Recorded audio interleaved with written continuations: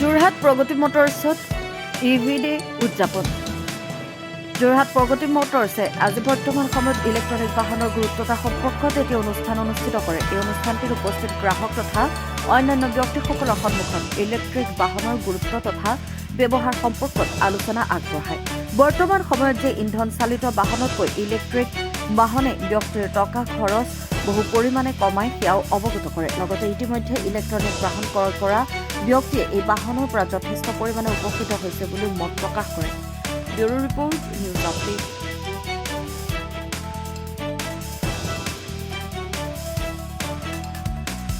হয়, মই ইভি পাঞ্চ লৈছিলোঁ টাটাৰ মে' মাহত লোৱা, আৰু বৰ্তমান মোৰ গাড়ীখন চলিলে আপোনাৰ 20,000 প্লাছ চলিলে।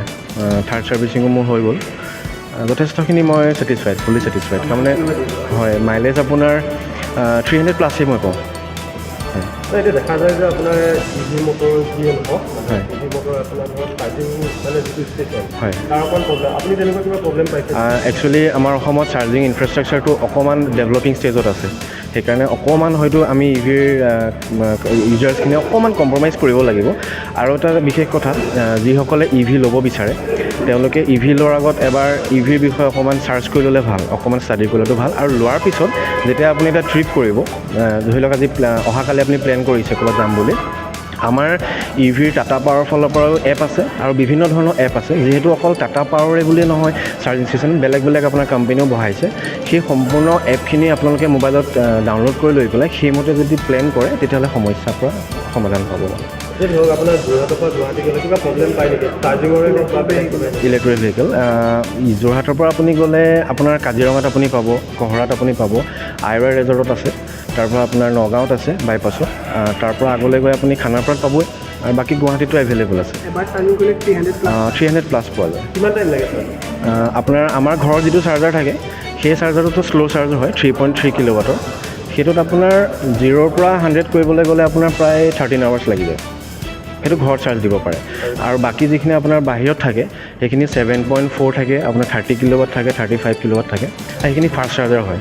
সেইখিনিত আপোনাৰ 80 to 100% 50 মিনিটছ to 40 মিনিটছৰ ভিতৰত হৈ যায়। সাংঘাতিক ডিফাৰেঞ্চ বহুতখিনি পাইছোঁ। মোৰ নিজৰে পেট্ৰল গাড়ীখন চলাই আছিলোঁ আৰু মোৰ ডেইলি আপোনাৰ আপ ডাউন হয় 90 কিলোমিটাৰ, আৰু সেই 90 কিলোমিটাৰত মোৰ ডেইলি আপ ডাউন চাবলৈ গ'লে মোৰ মাহেকত খৰচ 20,000 পৰা 22,000 টকা।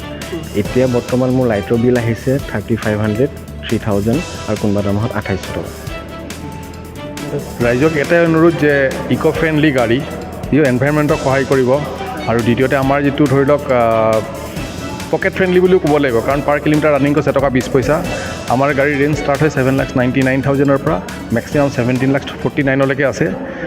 আৰু মেইন কথা যে টাটা মটৰ্ছে এই মাহত ডিছকাউণ্টো আগবঢ়াই আছে।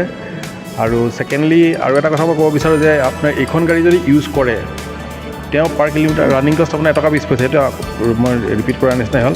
ৰেজিষ্ট্ৰেশ্যনত গভৰ্ণমেণ্টৰ ফালৰ পৰা আপোনাৰ 25% ডিছকাউণ্ট, প্লাছ এডিশ্যনেলি আপুনি ৱাৰেণ্টি পাব 8 years বেটেৰী আৰু আপোনাৰ মটৰৰ ওপৰত।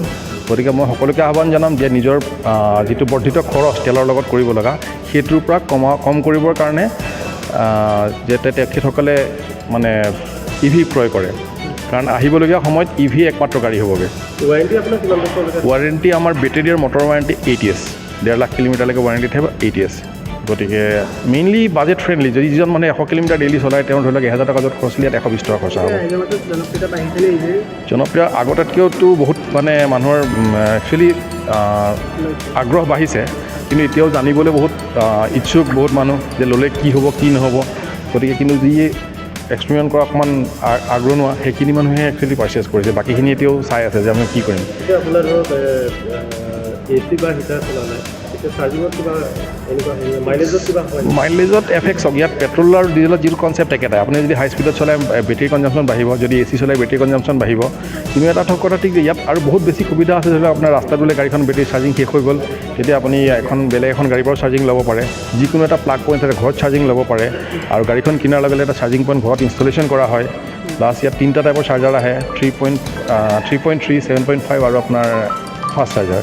গতিকে আপোনাৰ যদি 7.5 লয় 3 ঘণ্টা বা 4 ঘণ্টাৰ ভিতৰতে ফুল চাৰ্জ হয় সেইটো গাড়ীখনৰ দামটো কিমান হ'ব একেবাৰে লোৱেষ্ট প্ৰাইচ 7,99,000 মানে পেট্ৰল ডিজেল এখনৰ গাড়ীৰ সৈতে সমানেই দাম অন ৰোড অন ৰোড আৰু আমাৰ ৰেঞ্জ ষ্টাৰ্ট হয় 200 কিলোমিটাৰৰ পৰা ধৰি লওক 550 কিলোমিটাৰ লাগে প্ৰাইচটো সমানে হয় পেট্ৰল ডিজেলৰ প্ৰাইচটো এনেই কম্পেৰিটিভলি অকণমান বেছি হয় মানে যিহেতু আপোনাৰ ইনিচিয়েল আৰু কিন্তু এটা বস্তু ঠিক যে ইয়াত GST কম 5% GSTহে দিয়ে আপুনি গাড়ীখনৰ মেনুফেকচাৰিং কষ্টৰ ওপৰত বেছ কৰি গাড়ীখনৰ দাম বাঢ়ি আছে বাকীবিলাক গাড়ীত GST বহুত হাই আপোনাৰ 28% GST কিন্তু ইয়াতে আপোনাৰ অনলি 5% GST গভৰ্ণমেণ্টৰ ফালৰ পৰা ছাবচিডি আছে ইয়াতে হয় টাটা মটৰ্ছৰ ফালৰ পৰা EV গাড়ী কিমান ওলোৱা আছে মডেল কেইটা ওলোৱা EV আমাৰ মেইনলি আছে ষ্টাৰ্টিং ৰেঞ্জ টিয়াগো এটা কমাৰ্চিয়েল ছেগমেণ্টত আছে আপোনাৰ এক্সপ্ৰেছ টি মানে টিগৰখন আৰু পাঞ্চ আৰু ৰিচেণ্টলি আপোনাৰ এইখন আমাৰ যিখন কাৰ্ভ সেই কাৰ্ভখন আপোনাৰ সংযোজন কৰিছে আৰু নেক্সন আৰু কাৰ্ভটিৰ ৰেঞ্জ হাইয়েষ্ট আছে 550 কিলোমিটাৰ